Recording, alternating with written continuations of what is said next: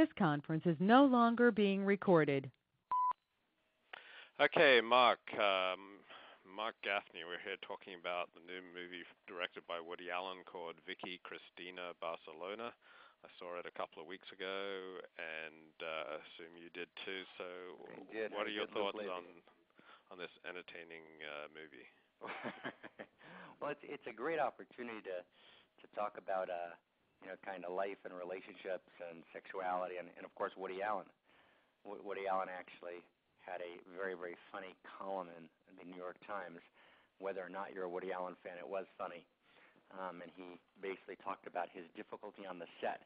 He said he writes all three women, really wanted to be with him.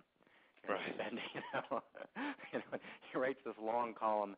It was difficult for him, and they had to fend each one of them off, and they all went back to their cast sets, devastated that I wasn't accepting their advances.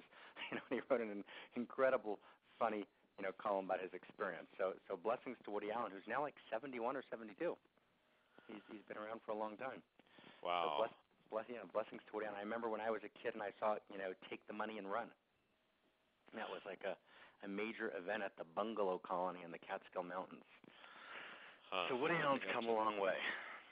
And, I think that this movie in a general sense kind of raises, really, important issues like any, good piece of art does, whether it's, whether we agree or disagree with it about just, what's marriage about?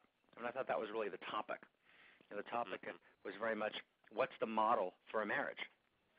Just like in, the Torah, and you've got a model of Jacob and Rachel, which is one model, and, Jacob and Leah, which is clearly a very, very different model.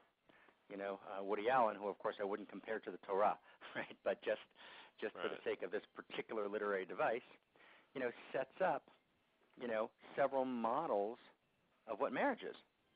Right. And what's the ideal marriage? I mean, that's really the question. Is it findable? What is it? What does it look like? And I thought that was a compelling question to ask. Although there was a kind of bleak conclusion. This was not an optimistic Woody Allen movie. At the end of the movie, everyone remains profoundly unhappy, and no one's found what they're looking for.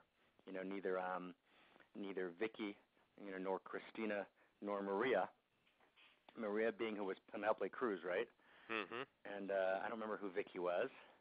Vicki was someone, bless her. Oh, Vicki was Rebecca Hall, the actress. Okay, Rebecca. Hall. You see Rebecca.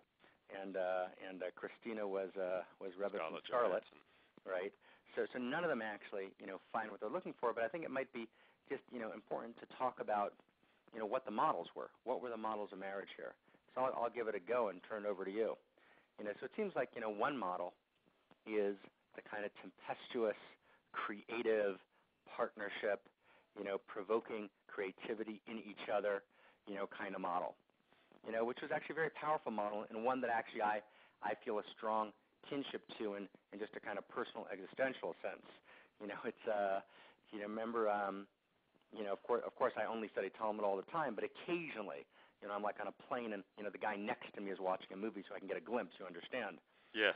I'm normally only in righteous Talmud study, but at those moments, and one of them, there was that movie with Brad Pitt and his wife, whose name is Angelina Jolie. Right. And so it's called Mr. and Mrs. Smith. Yes, and they're both. Right, they're both assassins, right? Yes. And they're hired to kill each other. Yes. They have this kind of very dramatic, kind of killing each other kind of step-by-step scene, until they finally kind of re-engage each other, fall in love again, this time from a kind of more authentic place. And there's one moment in the movie when they're trapped, and surrounded by 15 people. They're both armed to the teeth, and they kind of walk out together in this elegant, kind of dance, this kind of, Tibetan dance of destruction. And they kind of pass grenades back and forth and guns and under the back and, beneath the legs. And yes. They throw, and they're acting almost as a complete, unit, with, right. Forearms. And I thought it was actually a stunning vision of one vision of marriage, which is creative partnership, where we're in sync with each other in some deep way, and we're able to act in the world and provoke each other's, artistic, each other's most competent, most developed, selves, in a kind of artistic, creative way. So that was kind of one vision of marriage, which was clearly, held out by the kind of Penelope Cruz character and her husband, and it turned out that was a very destructive model. Yes. That was a model that couldn't hold. That was a model that, collapsed. So that's kind of what I would say is model one. And I'll turn, I won't look at the other two models. I'd like to hear your thoughts first, but just to say like a 1A on that model, the Jewish version of that model, would very much be, the woman you marry is the person that really is your highest partner. And there's two versions of that come to mind. One of them is actually Chabad, the Chabad Hasidic movement, the Lubavitch movement. When you go to Oshkosh, right, Levi, and you see the Chabad wife and her husband kind of running the scene together, I've always been very, very, taken and, really, inspired, and, humbled by really the beauty of it. I'm sure there's a lot that goes on behind the scenes, but, when push comes to shove, two kids, 24 years old, wind up, in, like a little suburb outside of Milan with 7 Jews, and they're running their Chabad house. And they're doing it together, and it's a full partnership. They share values, and they share vision, and they share goals, and they're very much partnering, for a greater goal and provoking each other, to their highest good.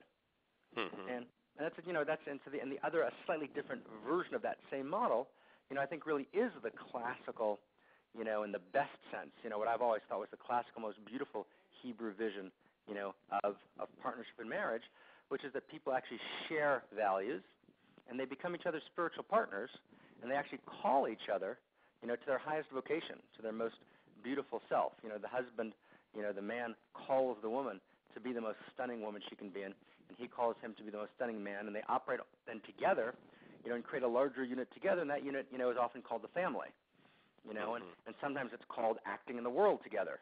But that sense of kind of profound partnership, so Woody Allen's showing the tempestuous dark side of it, but if you translate it from just pure creativity, there's what Woody Allen was describing. They're just provoking each other's pure creativity, but creativity is neutral, as you and I know. Art is neutral. Art's completely ethically neutral. So in the ethically neutral zone of art, provoking each other to creativity, right, is bound to collapse, and actually your wife in this case tries to kill you a couple times, which the movie kind of took lightly, right? The old attempted murder by the wife. But when you translate creativity, to values, right, to kind of provoking each other, a shared partnership and kind of spiritual, and ethical unfolding, so the partnership model gets very strong. I think Woody Allen's weakness is he couldn't quite see the possibility, right, of a shared partnership in values. That model didn't occur to him. He only had a shared partnership in creativity. And in creativity then, being, with all due respect to Julia Cameron in The Artist Way, which, that famous book, which, made, creativity the apotheosis, the ultimate, goal. If you're, in America, if you're creative, if you're from an upper, middle class family and you're creative, you're okay. You can be like a complete murderer, but you're creative. That's, that was Norman Mailer's deal, right? Let's get Abbott out of jail because he's creative, so he'll murder another person. What the hell? So that. Right, exactly. But a partnership in values, a partnership in the journey. Oh my God! I mean, partnership's it's the sexiest, most beautiful, most gorgeous thing in the world. In my kind of just own personal, love for it and experience of it, and so that's my thought on the first model. What say you, sir? Well, this movie kind of flummoxed me because I walked out of it thinking I don't know what I'm going to say to Marc because I really don't have any take on love in the modern age between largely secular people and so it does flummox me because none of these people are devoted to a transcendent value system unless you're calling art a transcendent value system, which I don't believe it is. I'm thinking that the models for like a good marriage do not make for entertaining cinema. It's far more enthralling to